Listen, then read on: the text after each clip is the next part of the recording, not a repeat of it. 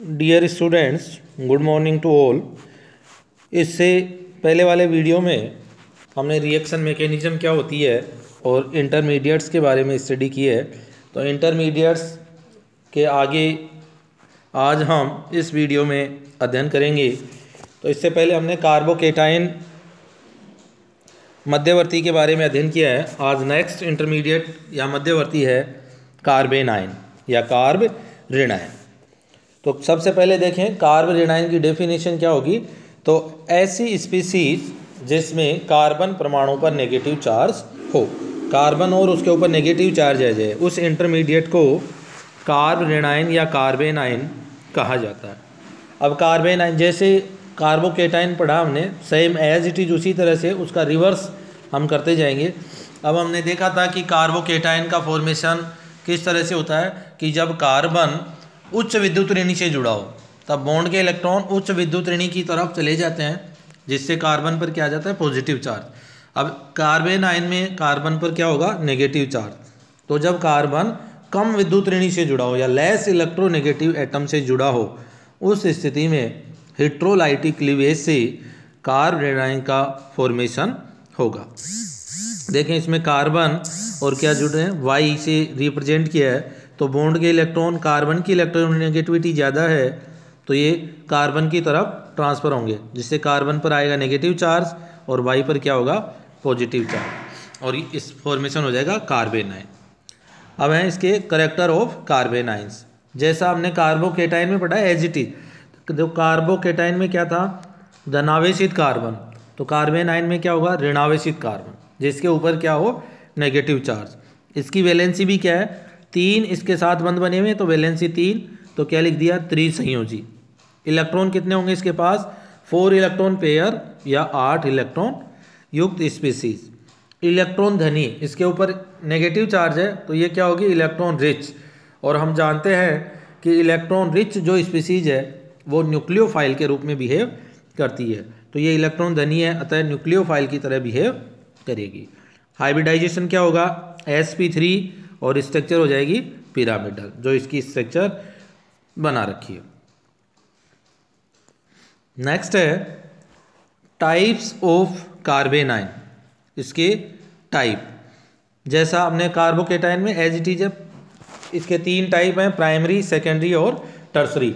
इसको देखना अपने को जिस कार्बन पर नेगेटिव चार्ज है उसके रेस्पेक्ट में, कि यदि नेगेटिव चार्ज वाला कार्बन किसी एक अन्य कार्बन से जुड़ा हो या किसी कार्बन से जुड़ा हुआ नहीं हो, या दूसरे वे में बोले कि जब कार्बन का नेगेटिव चार्ज प्राथमिक कार्बन पर उपस्थित हो, उसे प्राइमरी कार्ब ऋणायन या कार्बेनाइन कहते हैं। जब ऋणावेश प्राथमिक कार्बन पर उपस्थित हो उसे प्राथमिक कार्ब ऋणायन या प्राइमरी कार्बेनाइन कहते हैं।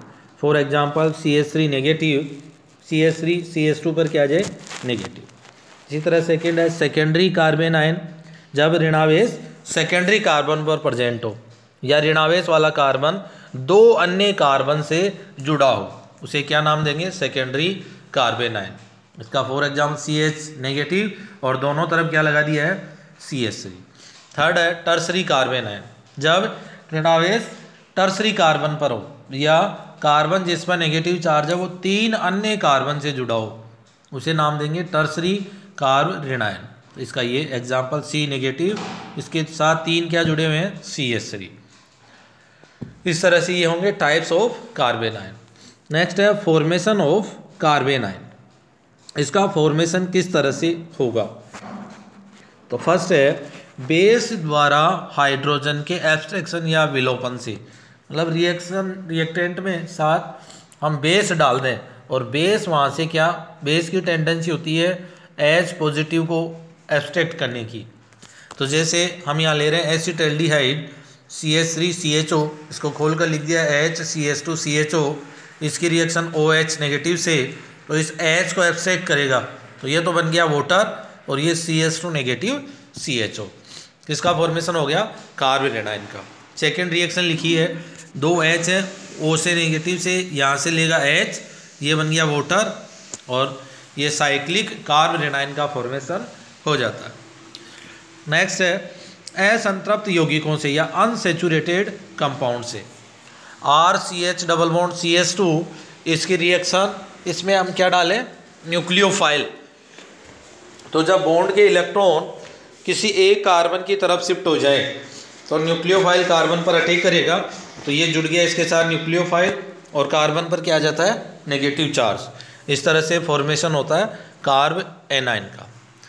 एल्किल हैलाइड से, देखो कार्बोकेटाइन में तो हमने क्या देखा था, एल्किल हैलाइड के डायरेक्ट वियोजन से या डिसोसिएशन से कार्बोकेटाइन का फॉर्मेशन होता है, बट यहाँ डायरेक्ट डिसोसिएशन से कार्बन आयन का फॉर्मेशन नहीं होता है। एल्किल हैलाइड की रिएक्शन किसी मेटल के साथ करवाई जाए, जैसे हम ग्रिग्नार रिएजेंट का फॉर्मेशन पढ़ते हैं, तो एल्किल हैलाइड की रिएक्शन ड्राई ईथर की प्रेजेंस में मैग्नीशियम से करवाएं तो फॉर्मेशन होता है RMgX। RX की रिएक्शन Mg से in presence of dry ether, तो ये फॉर्मेशन होता है RMgX। नेक्स्ट रिएक्शन है कार्बन परमाणु से अन्य परमाणु को विस्थापित करके। जैसे आयन अपने पास में कार्बोक्सिलेट एनायन, इससे क्या रिप्लेस हो जाए, CO2, तो ये बन गया R नेगेटिव प्लस CO2। इस तरह से कोई अन्य परमाणु यहाँ से विस्थापित हो जाए, उसके द्वारा भी कार्बन आयन का फॉर्मेशन होता है। तो ये 4 मेथड हैं जिनके द्वारा कार्बन आयन का फॉर्मेशन किया जाता है। कई बार 1, कई बार 2, कई बार 3 मेथड पूछ ले जाते हैं कि कार्बन आयन के फॉर्मेशन की कोई भी 2 विधियाँ लिखें, तो इसमें से हम आराम से उसकी रिएक्शन लिख सकते हैं। नेक्स्ट है क्रियाशीलता एवं स्थायित्व। देखो कार्बन आयन के ऊपर क्या रहता है, लोन पेयर ऑफ इलेक्ट्रॉन बोलें या नेगेटिव चार्ज रहता है, तो ये इसके ऊपर इलेक्ट्रॉन पेयर या नेगेटिव चार्ज होने के कारण ये क्या होगी, इलेक्ट्रॉन रिच स्पीसीज होती है, और इलेक्ट्रॉन रिच स्पीसीज के कारण ये न्यूक्लियोफाइल के रूप में बिहेव करती है और इसकी रिएक्टिविटी होती है। अब इसकी स्टेबिलिटी डिपेंड करती है नेगेटिव चार्ज पर, कि ऐसे समूह है या ग्रुप जो नेगेटिव चार्ज को कम करते हैं, तो नेगेटिव चार्ज को कम करने वाले समूह इसकी स्टेबिलिटी को बढ़ा देते हैं या इंक्रीज करते हैं, तथा ऐसे समूह है जो नेगेटिव चार्ज को बढ़ा देते हैं वो स्टेबिलिटी को कम कर देते हैं। तो ये इसकी स्टेबिलिटी नेगेटिव चार्ज पर डिपेंड करेगी कि नेगेटिव चार्ज कम होने से स्टेबिलिटी बढ़ती है और नेगेटिव चार्ज बढ़ने से स्टेबिलिटी कम हो जाती है। अब कार्बन आयन की स्टेबिलिटी किन किन फैक्टर्स पे डिपेंड करेगी, जैसा हमने कार्बोकेटाइन में पढ़ा था इंडक्टिव इफेक्ट और रेजोनेंस, सेम उसी तरह से कार्बन आयन की स्टेबिलिटी भी इंडक्टिव इफेक्ट और रेजोनेंस पर डिपेंड करती है। अब इंडक्टिव इफेक्ट 2 प्रकार का हमने पढ़ा है, प्लस आई और माइनस आई। तो प्लस आई से तो नेगेटिव चार्ज क्या होता है, इंक्रीज होता है, और नेगेटिव से नेगेटिव चार्ज डिक्रीज होता है। तो यदि कार्बन आयन के साथ माइनस आई प्रभाव वाले समूह जुड़े हों तो वो नेगेटिव चार्ज को अपनी ओर अट्रैक्ट करके नेगेटिव चार्ज को कम कर देते हैं, जिससे स्टेबिलिटी बढ़ जाती है। इसके अपोजिट यदि पॉजिटिव आई वाले समूह जुड़े हों तो वो नेगेटिव चार्ज को बढ़ा देते हैं या इंक्रीज कर देते हैं, जिससे स्टेबिलिटी कम हो जाती है। देखो इसके जैसे हम ऑर्डर लिखें, इसके आधार पर कई बार पूछ लेते हैं कि कौन सा कार्बन आयन स्टेबल है और कौन सा लेस स्टेबल है। फॉर एग्जांपल F नेगेटिव और CH2 नेगेटिव, देखो 2 हैं, एक F है और CH2 नेगेटिव। अब CH2 नेगेटिव के साथ हम इलेक्ट्रोनेगेटिविटी वाले ग्रुप जोड़ दें, एक के साथ जोड़ा F, एक के साथ Cl, फिर Br और फिर I, तो इन देखो CH2 सब में कॉमन है, इसके बाद क्या जुड़ा हुआ है, हेलोजन सब में चेंज हो रही है। और हम जानते हैं कि पीरियोडिक टेबल में सबसे ज़्यादा इलेक्ट्रोनेगेटिविटी फ्लोरीन एटम की होती है, F की होती है, और हेलोजन सीरीज में वर्ग में ऊपर से नीचे जाने पर इलेक्ट्रोनेगेटिविटी डिक्रीज होती है। तो सबसे ज़्यादा इलेक्ट्रोनेगेटिविटी F की है, तो माइनस आई प्रभाव F या फ्लोरीन का सबसे ज़्यादा होगा। तो देखो इनका स्टेबिलिटी ऑर्डर हो जाएगा, सबसे ज़्यादा F वाला, फिर Cl, फिर Br और उसके बाद I। सेकंड एग्जांपल है जिसमें हम प्लस आई वाले ग्रुप जोड़ रहे हैं, तो उसी के साथ 3 CH3 जोड़े, फिर 2 और फिर 1, तो प्लस आई प्रभाव बढ़ने पर नेगेटिव चार्ज बढ़ता है, स्टेबिलिटी क्या हो जाती है, कम हो जाती है। अब इसमें हम एक एग्जांपल और ऐड कर सकते हैं चाहे तो, मान लो CH3 नेगेटिव अपने को दे रखा हो तो उसकी स्टेबिलिटी इस एथिल कार्बेनाइन से भी ज़्यादा हो जाएगी। ये तो डिपेंड करता है इंडक्टिव इफेक्ट पर। दूसरा स्टेबिलिटी फैक्टर है रेजोनेंस, कि यदि नेगेटिव चार्ज के साथ कॉन्जुगेशन में पाई बॉन्ड प्रेजेंट हो तो कॉन्जुगेशन में पाई बॉन्ड प्रेजेंट होने पर नेगेटिव चार्ज का क्या होगा, डीलोकेलाइजेशन होगा, और नेगेटिव चार्ज के डीलोकेलाइजेशन से स्टेबिलिटी बढ़ जाती है। यही हमने कार्बोकेटाइन में कहा था कि रेजोनेंस जितना अधिक होगा कार्बोकेटाइन की स्टेबिलिटी उतनी अधिक होगी। सेम कार्बेनाइन में भी रेजोनेंस जितना अधिक होगा स्टेबिलिटी उतनी अधिक हो जाएगी। तो देखो ये हम देख रहे हैं, सबसे पहले एलिल कार्बेनाइन, इसमें डबल बॉन्ड के इलेक्ट्रॉन CH2 पर शिफ्ट हों तो CH2 पर नेगेटिव चार्ज होगा और CH2 माइनस अपने नेगेटिव चार्ज को बॉन्ड में डोनेट कर देगा, तो ये बन जाएगा। इस तरह से चार्ज का क्या हो गया, डीलोकेलाइजेशन। तो डीलोकेलाइजेशन से स्टेबिलिटी बढ़ जाती है। फिर हमने एक बेंजीन रिंग जोड़कर जब स्ट्रक्चर बना रहे हैं तो 3 स्ट्रक्चर बन रहे हैं जिनमें नेगेटिव चार्ज डीलोकेलाइज हो रहा। तो नेगेटिव चार्ज का डीलोकेलाइजेशन जितना अधिक होगा स्टेबिलिटी उतनी अधिक हो जाएगी। तो हम देखो 3 बेंजीन रिंग जोड़ी तो एक में 3 में हो रहा है, तो 3 में होने पर 9, फिर 2 में 6 और 1 में 3, और इसमें एक स्ट्रक्चर या पेरेंटल स्ट्रक्चर को काउंट करें तो 2 संरचनाएं बनती हैं। तो इनका स्टेबिलिटी ऑर्डर होगा 3 बेंजीन रिंग वाला, फिर उसके बाद 2, फिर 1 और उसके बाद एलिल कार्बेनाइन। ये तो अलग अलग बात हो गई। जब हम दोनों को मिक्सअप कर दें तो मिक्सअप करने पर रेजोनेंस वाले कार्बेनाइन की स्टेबिलिटी इंडक्टिव इफेक्ट वाले से ज़्यादा हो जाएगी। इस तरह से हम कार्बेनाइन की स्टेबिलिटी कैलकुलेट कर सकते हैं, या उनको दे रखा हो तो उनको क्रम में निर्धारित कर सकते हैं।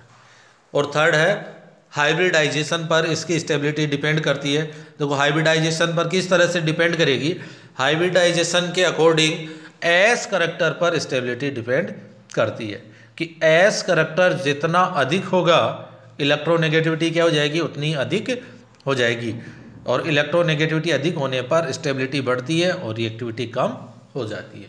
ये एग्जाम्पल बहुत बार कंपटीशन में पूछा जाता है और हम देखते हैं कि इसमें कौन सा रीजन लगाएं। फॉर एग्जाम्पल ये CH3 negative, CH2 double bond CH negative, CH triple bond C negative.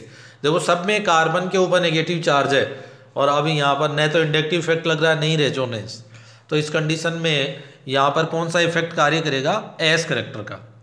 देखो ट्रिपल बॉन्डेड कार्बन का हाइब्रिडाइजेशन होगा sp, डबल बॉन्ड वाले का sp2 और इसका sp3।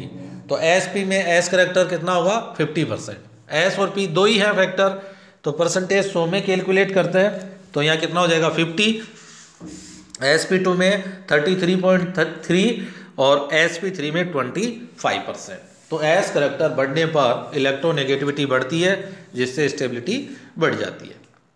नेक्स्ट है रिएक्शन ऑफ कार्बेनाइन, कार्बेनाइन की अभिक्रियाएं।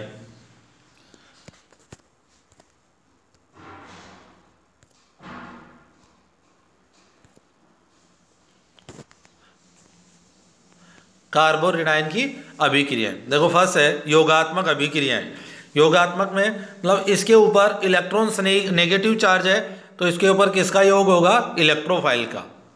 तो RCOO माइनस, इससे क्या निकल गया CO2, तो बना R नेगेटिव, और इसकी रिएक्शन H पॉजिटिव से करें तो क्या बन गया H प्लस। इस तरह से इस पर किसका योग हो गया, H पॉजिटिव, और पॉजिटिव स्पीसीज इलेक्ट्रोफाइल होती हैं तो इसे क्या नाम देंगे हम, इलेक्ट्रॉन स्नेही का योग। सेकेंड रिएक्शन है विलोपन या एलिमिनेशन रिएक्शन। तो देखें इसमें पहले तो ये नेगेटिव, ये तो किसके द्वारा आ गया, जैसा हमने इसको फॉर्मेशन मेथड में पढ़ाया है कि बेस के एब्स्ट्रैक्शन से यहाँ से H निकल गया तो नेगेटिव चार्ज है, फिर यहाँ से क्या निकल गया Br नेगेटिव के रूप में। तो जैसे ही Br निकलेगा कार्बन पर होगा पॉजिटिव चार्ज, तो नेगेटिव चार्ज अपना इलेक्ट्रॉन देते ही क्या बन जाएगा, डबल बॉन्ड। इस तरह से विलोपन अभिक्रिया से किसका फॉर्मेशन हो जाएगा, एल्कीन का। नेक्स्ट है सब्स्टिट्यूशन रिएक्शन। यहाँ से Cl नेगेटिव निकले और बैक साइड से दूसरा न्यूक्लियोफाइल अटैक करे तो उससे क्या बन जाएगा, दूसरा कंपाउंड बन गया। और इसमें क्या हो रहा है, एक हट रहा है और उसके स्थान पे दूसरा जुड़ रहा है, तो इसको नाम देंगे हम सब्स्टिट्यूशन रिएक्शन या प्रतिस्थापन अभिक्रियाएं। नेक्स्ट है नाभिक स्नेही की तरह आक्रमण। इसमें कार्बन के ऊपर क्या है, नेगेटिव चार्ज है, तो ये न्यूक्लियोफाइल की तरह अटैक कर सकते हैं। इसकी हम रिएक्शन भी पढ़ेंगे आगे चलकर, बहुत इंपॉर्टेंट रिएक्शन है जिसे नाम देते हैं हम एल्डोल कंडेंसेशन या एल्डोल संघनन। उसमें ये नाभिक स्नेही की तरह अटैक करता है। तो देखो ये एक एसिटाल्डिहाइड का मॉलिक्यूल है और ये यहाँ पर क्या बन गया है, कार्बन ऋणायन। तो ये CO पोलर बॉन्ड है, तो बॉन्ड के इलेक्ट्रॉन ऑक्सीजन की तरफ अट्रैक्ट होंगे, कार्बन पे आएगा पॉजिटिव चार्ज और इस पर ये नेगेटिव अटैक कर देगा, जिससे ये बन जाएगा। और यहाँ पर फिर जल से रिएक्शन करवाने पर अपना H पॉजिटिव देगा और ये बन जाएगा एल्डोल। इस तरह से नाभिक स्नेही की तरह अटैक करने से एल्डोल का फॉर्मेशन होता है। जब हम एसिटाल्डिहाइड लें तो ये एल्डोल संघनन में हम इसको डिटेल से भी पढ़ेंगे। इस तरह से ये रिएक्शन है जो कार्ब ऋणायन या कार्बेन आयन शो करता है। तो ये आज हमारा दूसरा इंटरमीडिएट है कार्बेन आयन। इसका PDF भी सेंड किया हुआ है अपने ग्रुप में, इसको अच्छे से पढ़ेंगे। Thank you.